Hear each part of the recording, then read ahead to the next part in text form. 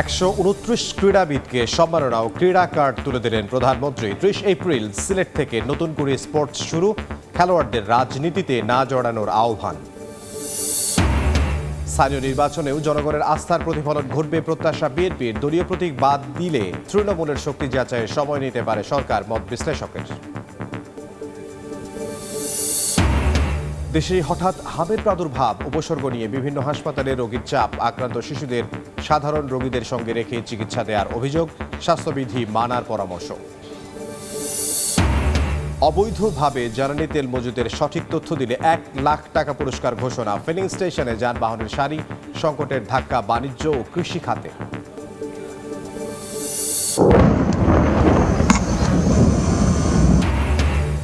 এবার ইসরায়েলের শিল্পাঞ্চলে ক্ষেপণাস্ত্র হামলা, তেহরানেও আক্রমণ, লেবাননে শান্তিরক্ষী ঘাঁটিও আক্রান্ত। যুক্তরাষ্ট্র ইরানকে বৈঠকে বসাতে তৎপর পাকিস্তান।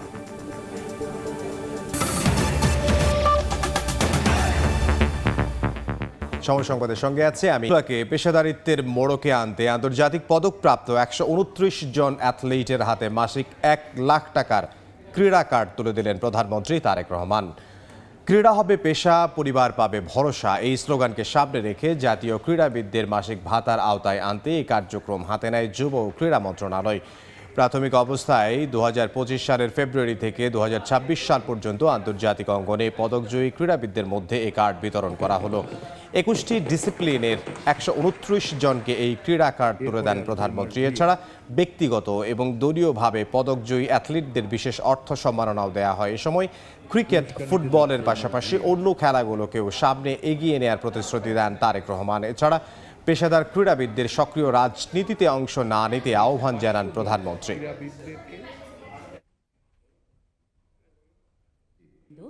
গণ্যমান্য অতিথিগণ, যারা যে খেলায় আনন্দ পাবেন তারা যাতে তাদের পছন্দের সেই খেলাটিকে পেশা হিসাবে গ্রহণ করতে পারেন, সেজন্যই যাতে অর্থনৈতিকভাবে অনিশ্চয়তার মধ্যে না থাকেন, সে লক্ষ্যেই কিন্তু বর্তমান সরকার খেলোয়াড়দেরকে ধারাবাহিকভাবে আমরা যে একটা সুনির্দিষ্ট নীতিমালার ভিত্তিতে আমরা একটা সম্মানী কাঠামোর আওতায় আনার কাজটি বাস্তবায়ন আজকে শুরু করেছি। আমার একান্ত আহ্বান, একান্ত অনুরোধ, পেশাদার খেলোয়াড়ি জীবনে আপনারা কোনো রাজনৈতিক দল বা গোষ্ঠীর প্রতিনিধি নন বা হবেন না দয়া করে, বরং ক্রীড়া নৈপুণ্য দিয়ে দেশের প্রতিনিধি হয়ে উঠবে। দায়িত্ব নেয়ার 1 মাসেই সরকারের বিভিন্ন কার্যক্রমে জনমনে যে আস্থা তৈরি হয়েছে, তাই স্থানীয় নির্বাচনে বিএনপির জন্য ভালো ফল নিয়ে আসবে বলে আশাবাদী প্রধানমন্ত্রীর উপদেষ্টা এবং বিএনপির সিনিয়র যুগ্ম মহাসচিব রুহুল কবির রিজভীর।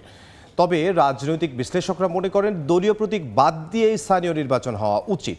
সরকার সে পথে হাঁটলে এই নির্বাচন নিয়ে মাঠ পর্যায়ে নিজেদের শক্তি পর্যালোচনায় আরও সময় নেবে বিএনপি। মুরসালিন হক জুনায়েদের রিপোর্টে বিস্তারিত।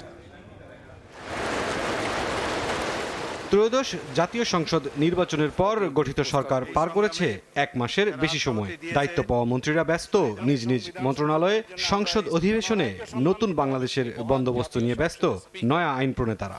আজ থেকে এই মহান সংসদে এরই মাঝে আগ্রহ শুরু হয়েছে স্থানীয় সরকারের নির্বাচন নিয়ে। ফেব্রুয়ারির নির্বাচনের পরে 2 দফায় দেশের 11 সিটি কর্পোরেশনে নিজ দলের লোককে প্রশাসক হিসেবে নিয়োগ দেয় বিএনপি জোট সরকার। এর ফলে স্থানীয় জনপ্রতিনিধি নির্বাচন নিয়ে সৃষ্ট ধোঁয়াশা কাটাতে সচেষ্ট আছেন দলের মহাসচিব ও সংশ্লিষ্ট মন্ত্রী। আমরা সেই আলোচনা করছি, আমাদের সিদ্ধান্ত হলেই আমরা জানিয়ে দেব।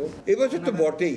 তবে শোনা যখনই হোক নিজেরা প্রস্তুত আছেন বলে জানালেন বিএনপি নেতারা। পাশাপাশি জাতীয় সংসদের মতোই স্থানীয় সরকার নির্বাচনেও ইতিবাচক ফলের ব্যাপারে আত্মবিশ্বাসী বিএনপি আলাদা কোনো প্রস্তুতি দরকার নাই। যখনই সরকার ঘোষণা করবে নির্বাচন, তখনই প্রস্তুতি নিতে পারবে আর কি। দল স্থানীয় পর্যায়ে প্রস্তুতি নিতে পারবে। মাত্র 1 মাস হলো একটি সরকারের রাষ্ট্র পরিচালনায় যে আর্টিকুলেশনটা দেখিয়েছে, তো তাতে আমার মনে হয় জনগণের মধ্যে একটা ইতিবাচক প্রভাব তৈরি হয়েছে জনমনে।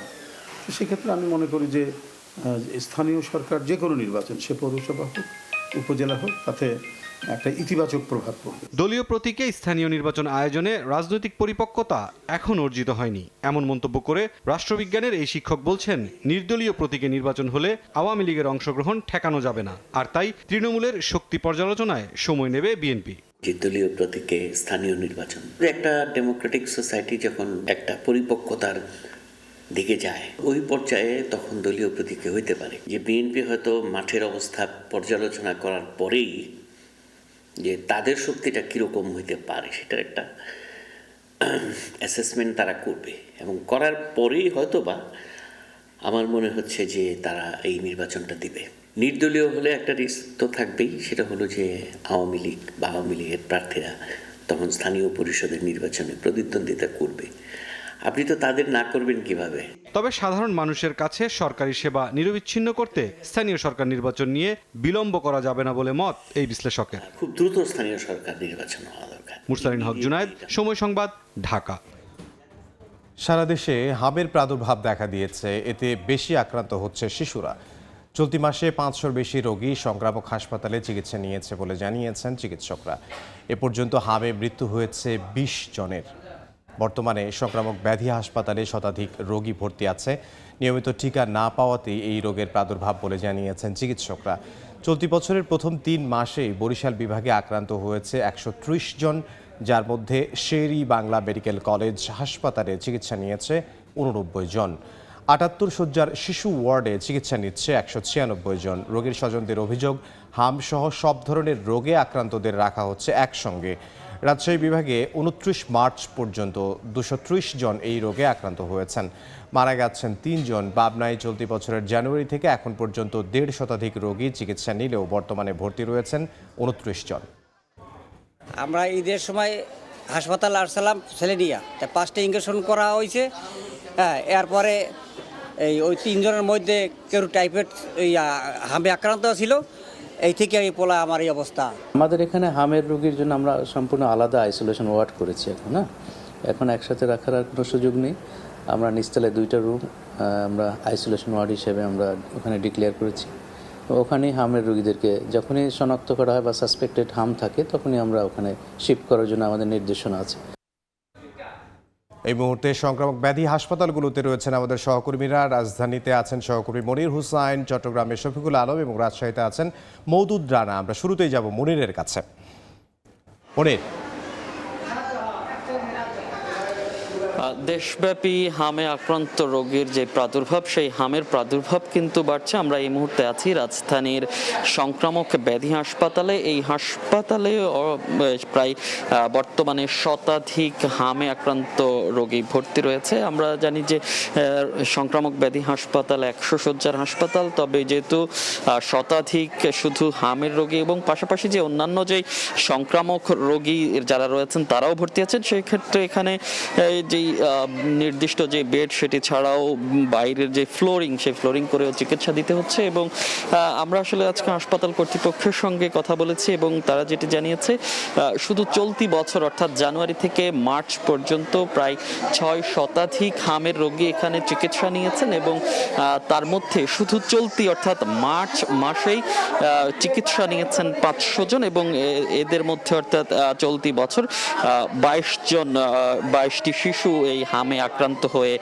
মৃত্যুবরণ করেছে এবং বর্তমানে শতাধিক শিশু ভর্তি রয়েছে। এবং গতকাল পর্যন্ত এখানকার যে সংখ্যা, সেই সংখ্যা আরও বেশি ছিল এবং যেটি আসলে জানানো হয়েছে, এখানকার অন্যান্য যে শিশুরা ছিল তাদেরকে বিভিন্ন হাসপাতালে রেফার করার কারণে এখানকার যে সংখ্যা সেটি কমেছে। এবং চিকিৎসকরা যেটি বলছে যে অন্যান্য যে শারীরিক জটিলতা, সেই জটিলতার কারণেই কিন্তু যে হামে আক্রান্তর যেই জটিলতা সেটি বাড়ছে এবং সে সঙ্গে যে নিয়মিত যে টিকা সেটির কার্যক্রম ব্যাহত হওয়ার কারণেই এই হামের প্রাদুর্ভাব বাড়ছে বলে জানিয়েছেন চিকিৎসকরা। তো এ ছিল রাজধানীর সংক্রামক ব্যাধি হাসপাতাল থেকে আমার কাছে সবশেষ। জানতে চাই চট্টগ্রামের অবস্থা। চট্টগ্রাম মেডিকেলে আছেন সহকর্মী শফিকুল আলম।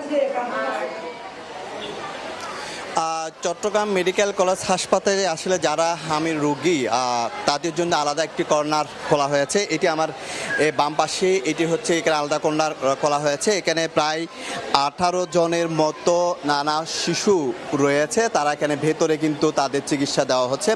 আসলে গতকাল থেকে বলা হচ্ছে প্রায় 12 জন মতো শিশু আক্রান্ত হয়েছে, যারা কক্সবাজার থেকে এসেছে অধিকাংশ, যাদের বয়স 2 থেকে 12 বছরের মধ্যে। তবে কিছুক্ষণ আগে এখানে সিটি মেয়র পরিদর্শনে এসেছেন এবং পরিচালক ব্রিগেডিয়ার তসলিম উদ্দিন তিনি পরিদর্শনে এসেছেন এবং তারা এসে যিনি তথ্য দিয়েছে তারা বলছে এখানে 18 জনের মতো ভর্তি আছে, তবে সেখানে 2 জন অর্থাৎ একজন হামের রোগী শনাক্ত হয়েছে আর একজন হচ্ছে রুবেলা। অর্থাৎ এই যে 18 জনের মধ্যে অন্যান্যগুলোকে এখন হামে আক্রান্ত হয়েছে কিনা সেটি পরীক্ষা নিরীক্ষার পর বলা যাবে। তবে আমরা জানি যে চট্টগ্রাম মা ও শিশু হাসপাতালে বেশ কয়েক শিশু রয়েছে যারা হামে আক্রান্ত। তবে আসলে হামে আক্রান্ত যেই শনাক্তর যে বিষয় সেটা হচ্ছে হাসি কাশি এবং যে লাল সে রঙের এই লক্ষণগুলো দেখা পড়লেন এবং এখানে সিটি মেয়র এবং তসলিম উদ্দিন যে পরিচালক তারা বলে যে সব ধরনের প্রস্তুতি তারা রেখেছে এবং বিশেষ করে আইসিইউর ব্যবস্থাও কিন্তু রয়েছে। কোনো ধরনের রোগীরা যদি ঝুঁকিপূর্ণ হয় সেগুলো সিসিউ পাশাপাশি 20টির মতো আইসিইউ চট্টগ্রাম মেডিকেল কলেজ হাসপাতালে এই রোগীদের জন্য রেডি করে রাখা হয়েছে। কোনো ধরনের ভয়ের কোনো কারণ নেই বলে তারা জানিয়েছে। তো এই ছিল আমার কাছে সর্বশেষ সত্য। এখন চলে যাচ্ছে আমরা রাজশাহীতে মওদুদের কাছে। গত একদিনে অর্থাৎ 24 ঘন্টায় হামের উপসর্গ নিয়ে রাজশাহী মেডিকেল কলেজ হাসপাতালে নতুন করে ভর্তি হয়েছে 50 জন এবং সব মিলিয়ে চিকিৎসাধীন রয়েছে 280 জন এবং এখানে 28 জন তারা হামে আক্রান্ত, এটি প্রমাণিত হয়েছে। এবং রাজশাহী মেডিকেল কলেজ হাসপাতালে হামের চিকিৎসার জন্য নির্দিষ্ট একটি কর্নার করেছে সেখানে, এবং যে সাধারণ ওয়ার্ড রয়েছে 3টি শিশুদের ওয়ার্ড, সেই ওয়ার্ডেই মূলত চিকিৎসা চলছে। এবং এখানে রাজশাহী বিভাগে এখন পর্যন্ত প্রায় 600 মানুষ আক্রান্ত হয়েছে বলে রাজশাহীর যে বিভাগীয় স্বাস্থ্য কার্যালয় রয়েছে তারা ধারণা করছেন এবং তারা 472 জনের নমুনা সংগ্রহ করেছে। 411 জনের নমুনা পরীক্ষা করে 137 জন হামের রোগী রাজশাহী বিভাগে রয়েছে, এটি প্রমাণিত হয়েছে। এবং রাজশাহী বিভাগে সরকারি হিসেব বলছে যে এখন পর্যন্ত 3 জন মারা গেছে, এর মধ্যে রাজশাহী সিটি কর্পোরেশন এলাকায় 1 জন এবং পাবনা জেলায় 2 জন মারা গেছে। এবং বিভিন্ন চিকিৎসকরা যেটি বলছেন যে এখন পর্যন্ত রাজশাহী মেডিকেল কলেজ হাসপাতালে 12 জন মারা গেছে হামের উপসর্গ নিয়ে। তারা যেটি বলছেন যে যারা মারা গেছেন তারা সন্দেহ করছেন যে হামের উপসর্গ নিয়ে মারা গেছেন, তাদের আসলে নমুনা সংগ্রহ করা হয়নি এবং পরীক্ষা করা যায়নি, সে কারণে আসলে নিশ্চিত করে বলা যাচ্ছে না। এখানে শিশু বিভাগের যিনি দায়িত্বরত চিকিৎসক রয়েছেন তিনি যেটি বলছেন যে প্রচুর পরিমাণ বাচ্চা প্রত্যেক দিন ভর্তি হচ্ছে এবং যে হামের পরীক্ষা করা সেটি একটু সময় সাপেক্ষ, যার কারণে আসলে নিশ্চিত করে বলা যাচ্ছে না যে হামের আসলে এখানে কতজন মানুষ আসলে হামে এখন পর্যন্ত পজিটিভ। আপনাকে জানিয়ে রাখি বিএনপির স্বাস্থ্য বিষয়ক সম্পাদক ডক্টর রফিকুল ইসলাম তিনি রাজশাহী মেডিকেল কলেজ হাসপাতাল কিছুক্ষণ আগে পরিদর্শন করেছেন। তিনি যেটি বলছেন যে গত কয়েক বছর ধরে নিয়মিতভাবে যে হামের টিকা দেয়া সেটি হয়নি এবং হামের টিকা যে নিয়মিত ইপিআই কার্যক্রম রয়েছে সেটি বন্ধ রয়েছে, যার কারণেই হঠাৎ করেই এই প্রকোপটি বেড়েছে। এই ছিল রাজশাহী মেডিকেল কলেজ হাসপাতাল থেকে আমার কাছে সর্বশেষ। সারা দেশে হামের প্রাদুর্ভাব বেড়েছে সে খবরই আমাদেরকে জানাচ্ছিলেন রাজশাহী, চট্টগ্রাম এবং রাজধানী থেকে আমাদের সহকর্মীরা। জাতীয় সংসদের স্পিকার হাফিজউদ্দিন আহমেদের সহধর্মিণী দিলারা হাফিজের জানাজায় অংশ নিয়েছেন প্রধানমন্ত্রী। সরাসরি যাচ্ছে সংসদের দক্ষিণ প্লাজায়।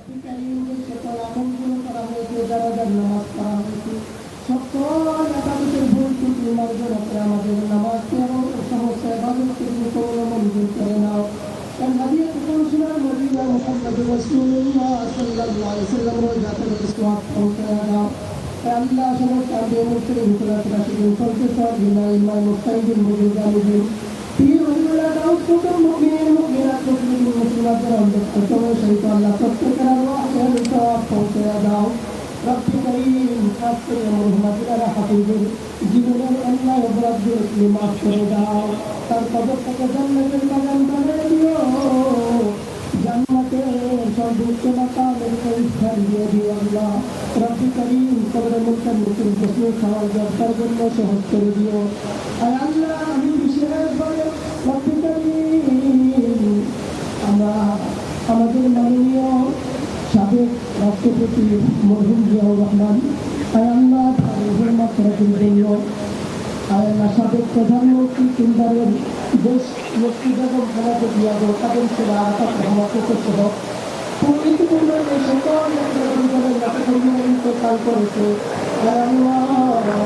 24 গণ অভ্যুত্থানে যে সকল ছাত্রদের ইন্তকাল করেছেন, বাংলাদেশের মুক্তিযুদ্ধ স্বাধীনতায় যে সকল মুক্তিযুদ্ধের আশা করেছেন আল্লাহ সকল মজুমদের রুহের মাগফিরাত কামনা করছি আল্লাহ সবাইকে মাফ করে দাও সবার কবরকে জান্নাতের বাগান বানায় দাও জান্নাতের সর্বোচ্চ মাকামে স্থান দিয়ে দাও আল্লাহ রব্বি কারীম আমাদের সাথে যারা নবায়নের অংশগ্রহণ করেছেন আমাদের মাননীয় প্রধানমন্ত্রী মাননীয় স্পিকার স্যার মাননীয় স্পিকার মাননীয় ইউনিট মাননীয় হৃদবৃন্দ মাননীয় মন্ত্রী পরিষদ সদস্যবৃন্দ মাননীয় বিভিন্ন নেতা ত্রয়োদশ জাতীয় সংসদের সকল মাননীয় সংসদ সদস্যদের এবং সবার পরিবারের সদস্যদের দীর্ঘ সুস্বাস্থ্য কামনা করতে আল্লাহ সবাইকে ভালো রাখো সুস্থ রাখো নিরাপদ রাখো আসমানি জিসমানি রুহানি সকল প্রকার বালা মুসিবত থেকে হেফাজত করো রব্বি কারীম আমরা যারা উপস্থিত আছি আমাদের সবাইকে মাফ করে দাও আমাদের সবার আমলগুলো তুমি করিয়ে মঞ্জুর করে নাও আমাদের কাছে মা বাবা নাই আমাদের মা বাবাদের মাফ করে দাও রব্বির হামহুমা কামা রব্বায়ানি সগীরা রব্বির হামহুমা কামা রব্বায়ানি সগীরা মৃত্যুর সময় কষ্ট দিও না আমাদের সকলের ব্যাপারে গান করে দিও তোমার সেই মধুর কালিমা লা ইলাহা ইল্লাল্লাহু মুহাম্মাদুর রাসূলুল্লাহ। আসসালামু আলাইকুম ওয়া রাহমাতুল্লাহ। আমরা সরাসরি ছিলাম জাতীয় সংসদ ভবনের দক্ষিণ প্লাজায়। সময় সংবাদে আরও থাকছে। লোভনীয় অফারেও ধরে রাখা যাচ্ছে না মোবাইল ইন্টারনেট গ্রাহক। 7 মাসে কমেছে 73 লাখ, বেড়েছে ব্রডব্যান্ড ব্যবহারকারী। সিম সংখ্যা কমানোকে অবৈধ মজুত ও পাচারকারীদের সম্পর্কে স্থানীয় প্রশাসনকে সঠিক তথ্য দিয়ে সহায়তাকারীর জন্য সর্বোচ্চ 1 লাখ টাকা পুরস্কার ঘোষণা করেছে সরকার। সোমবার এ ঘোষণা দেয় জ্বালানি ও খনিজ সম্পদ বিভাগ। এর আগে দেশের বিভিন্ন স্থানে অবৈধভাবে মজুত করা জ্বালানি তেল উদ্ধার করে স্থানীয় প্রশাসন। এরই পরিপ্রেক্ষিতে এমন কঠোর সিদ্ধান্ত নিয়েছে মন্ত্রণালয়। এদিকে জ্বালানি তেলের সংকটে রাজধানীর বিভিন্ন পাম্পে আজও দীর্ঘ লাইন দেখা গেছে। ফিলিং স্টেশনে ঘন্টার পর ঘন্টা অপেক্ষা করায় নির্দিষ্ট সময়ে গন্তব্যে পৌঁছতে পারছেন না চালকরা। রাজধানীর মিরপুর, আসাদ গেট, গাবতলী সহ বিভিন্ন পাম্প ঘুরে দেখা গেছে তেল সংকটে অনেক পাম্পই বন্ধ রয়েছে। চাহিদা মতো তেল না পাওয়ার অভিযোগও রয়েছে। এই মুহূর্তে রাজধানীর বিজয় সরণিতে আছেন সহকর্মী সাইফুল ইসলাম। সরাসরি যাব তার কাছে। সাইফুল, রাজধানীর যানজটের একদিকে সিরিয়াল যেমন ভারী হচ্ছে, ঠিক বিভিন্ন পাম্প ঘুরে আমরা দেখেছি পাম্পের কারণে কিন্তু যানজটের পরিধিটা আরও বেড়েছে। আমি এখন রাজধানীর যে এই যে বিজয় সরণি যে এখানে সেনাবাহিনী দ্বারা পরিচালিত ট্রাস্ট ফিলিং স্টেশনে আছি, সেটিতে দেখতে পেয়েছি যে সকাল থেকে দীর্ঘ লাইন। যদিও কিছুক্ষণ আগে আমরা একটা গাড়ি আসতে এখানে দেখেছি তেল নিয়ে। তাদের বক্তব্য হচ্ছে ডিপো থেকে তেল আসতে কিছুটা বিলম্ব বা সময় লেগেছে, যার কারণে হচ্ছে এই যে দীর্ঘ লাইনটি এখানে আমরা দেখতে পাচ্ছি। বাইকাররা বলছেন যে কেউ 3 থেকে 3.5 ঘন্টা অপেক্ষা করছেন, যেখানে প্রাইভেট কারের সময় আরও দীর্ঘ হয়েছে। সেটা বলা যায় যে অন্তত 5 ঘন্টা। কারণ আমি ঢাকা শহরে সকাল থেকে ঘুরেছি, এই পাম্পে যে দীর্ঘ লাইন, এত বড় দীর্ঘ লাইন কিন্তু রাজধানীতে এখনও পর্যন্ত অন্য কোনো পাম্পে আমরা দেখিনি। তবে এর মধ্যে দিয়ে বলা যায় যে রাজধানীতে তেলের সংকট বা জ্বালানি তেলের সংকটে এই পরিস্থিতি তৈরি হয়েছে, যেমনটি অভিযোগ করছেন এখানকার চালকরা। ঠিক একই রকমভাবে আমরা জানি যে চট্টগ্রামে কিন্তু গত 1 মাসে প্রায় 27টি জাহাজ এসেছে তেল নিয়ে। আগামী 3 থেকে 4 এপ্রিল আরও 6টি জাহাজ আসার কথা রয়েছে, যদিও এর মধ্য দিয়ে 27টি জাহাজ তেল খালাস করে কিন্তু ফিরে গেছেন। তাতেও কিন্তু আসলে তেলের এই যে সংকট, সেটি কিন্তু সমাধান হচ্ছে না। দীর্ঘ হচ্ছে পাল্লা, দীর্ঘ হচ্ছে সিরিয়াল, সময় বাড়ছে, নষ্ট হচ্ছে কর্মঘণ্টা। তা থেকে আসলে মুক্তি চান এখানকার আগত চালকরা। যদিও পাম্প মালিকদের বক্তব্য বরাবর মতোই রয়েছে, ডিপো থেকে সরবরাহ কম। এ ছিল আমার কাছ থেকে তেল সরবরাহের রাজধানী থেকে সর্বশেষ খবর। বিজয় সরণি থেকে সহকর্মী সাইফুল ইসলাম। আন্দোলনে যাত্রাবাড়িতে ইমাম হাসান তাইম হত্যা মামলায় দ্বিতীয় দিনের সাক্ষ্য দিয়েছেন পুলিশ কর্মকর্তা SI জাহাঙ্গীর আলম। তাইমের শরীরে অসংখ্য গুলির চিহ্ন ছিল বলে সাক্ষ্যে জানান তিনি। সোমবার আন্তর্জাতিক অপরাধ ট্রাইব্যুনাল 2-এ সাক্ষ্য দেন তিনি। জানান তাইমকে মৃত অবস্থায় তার বাবা রাজারবাগ কেন্দ্রীয় মসজিদে নিয়ে এলে পুলিশ কর্মকর্তা জাহাঙ্গীর আলম ও তার সহকর্মীরা গোসলের ব্যবস্থা করেন। তখন তারা তাইমের পুরো শরীরে ও পায়ে অসংখ্য শটগানের বুলেটের আঘাত দেখতে পান। সময় সংবাদে আরও থাকছে। এবার ডিজিএফআইয়ের সাবেক কর্মকর্তা আফজাল নাসের আটক। 1-11-র সময় রাজনৈতিক নেতাদের নির্যাতনের অভিযোগ। ভাটারায় জুলাই হত্যা মামলায়ও আসামি। এবার বাণিজ্যের সংবাদ।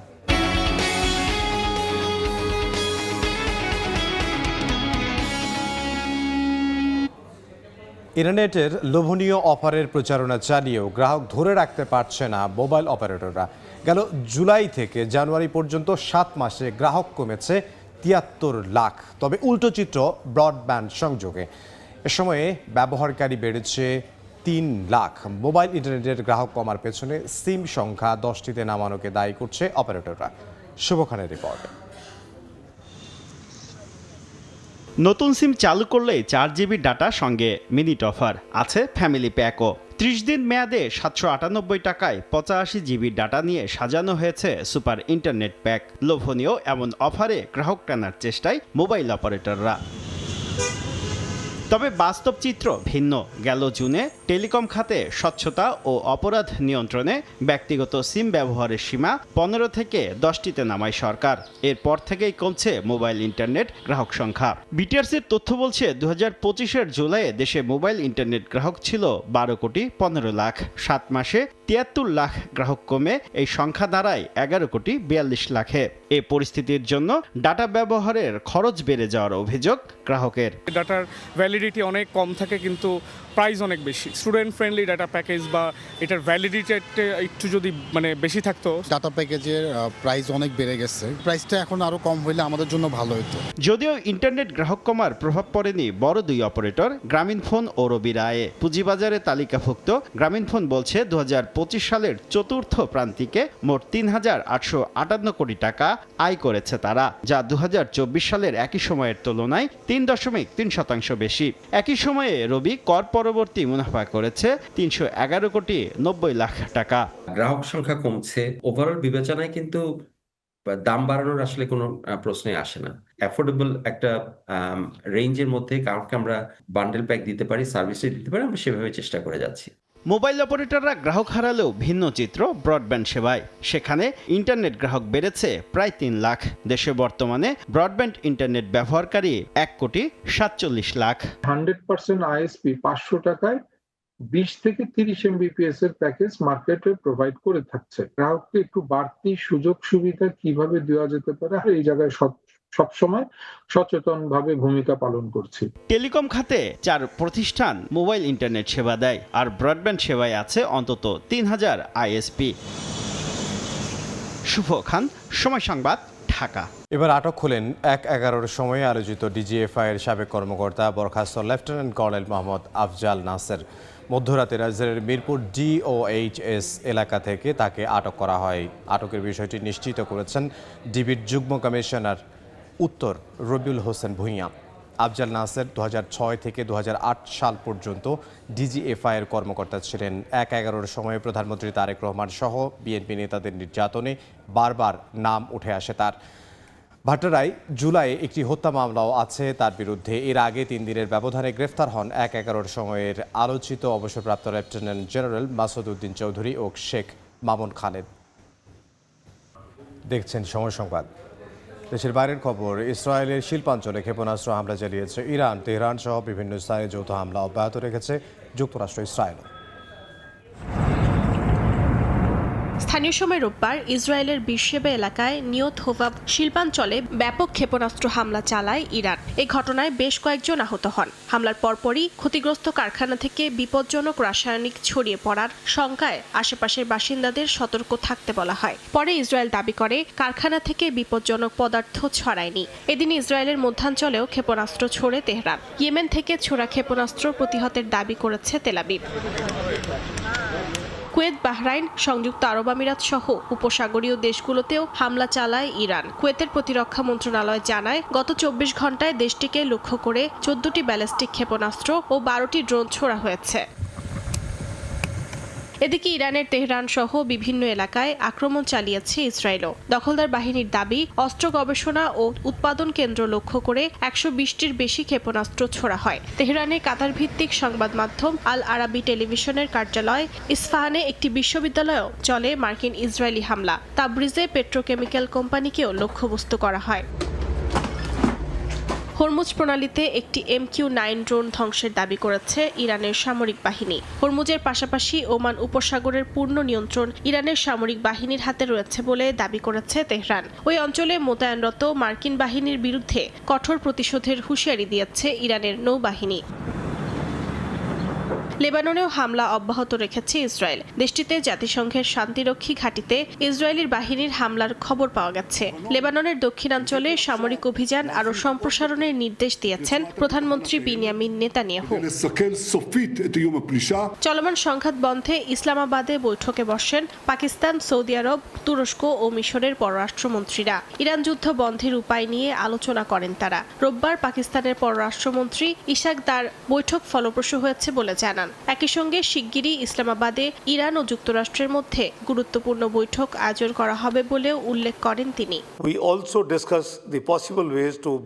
আমি ইসলামাবাদে যুক্তরাষ্ট্র ও ইরান আলোচনা সংক্রান্ত সম্ভাবনার বিষয়ে পররাষ্ট্রমন্ত্রীদের জানিয়েছি। এই উদ্যোগকে তারা সম্পূর্ণ সমর্থন জানিয়েছেন। তুরস্ক ও মিশরের পররাষ্ট্রমন্ত্রীর সঙ্গে বৈঠকের পর একই কথা জানান পাকিস্তানের প্রধানমন্ত্রী শাহবাজ শরীফও। উর্জিতা শেহজিন, সময় সংবাদ। সময় সংবাদ। ফিফা প্রীতি ম্যাচে কলম্বিয়াকে 3-1 গোলে উড়িয়ে দিয়েছে ফ্রান্স। দিজিয়ে 2-এর জোড়া গোলে দাঁড়াতেই পারেনি ক্যাফেতিরসরা। ম্যাচের শুরুতেই একাদশ নিয়ে চমক দেন দিদিয়ের দেশম। ব্রাজিলকে হারানো কাউকেই এদিন মাঠে নামাননি তিনি। তাতে অবশ্য ফরাসিদের দাপট কমেনি একটু। 29 মিনিটে এগিয়ে যায় ফ্রান্স। আন্তর্জাতিক ক্যারিয়ারে নীল জার্জি গায়ে নিজের প্রথম গোলের দেখা পান দিজিয়ে 2-এ। পরে বিরতিতে যাওয়ার আগে ফরাসিদের আবারও এগিয়ে দেন মার্কাস থুরাম। ফিরে এসে আক্রমণের গতি আরও বাড়ায় তারা। 56 মিনিটে নিজের জোড়া গোল পূরণ করেন 2-এ। পরে শেষ দিকে 1 গোল শোধ দিলেও ম্যাচে ফিরতে পারেনি কলম্বিয়া। এ জয়ে টানা 9 ম্যাচ অপরাজিত রইল ফ্রান্স। সময় সংবাদের শীর্ষ সংবাদগুলো জানিয়ে দিচ্ছে আরও একবার। 129 ক্রীড়াবিদকে সম্মাননা ও ক্রীড়া কার্ড তুলে দিলেন প্রধানমন্ত্রী। 30 এপ্রিল সিলেট থেকে নতুন করে স্পোর্টস শুরু। খেলোয়াড়দের রাজনীতিতে না জড়ানোর আহ্বান। স্থানীয় নির্বাচনেও জনগণের আস্থার প্রতিফলন ঘটবে প্রত্যাশা বিএনপির। দলীয় প্রতীক বাদ দিলে তৃণমূলের শক্তি যাচাইয়ে সময় নিতে পারে সরকার, মত বিশ্লেষকের। এবং দেশে হঠাৎ হামের প্রাদুর্ভাব, উপসর্গ নিয়ে বিভিন্ন হাসপাতালে রোগীর চাপ। আক্রান্ত শিশুদের সাধারণ রোগীদের সঙ্গে রেখে চিকিৎসা দেওয়ার অভিযোগ। স্বাস্থ্যবিধি মানার পরামর্শ।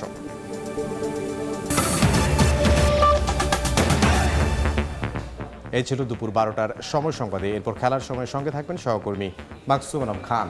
ইমদাদুল হক, আপনাকে ধন্যবাদ। খেলার সময়ের আয়োজন নিয়ে আসছে কিছুক্ষণ পর, সঙ্গেই থাকুন সময়।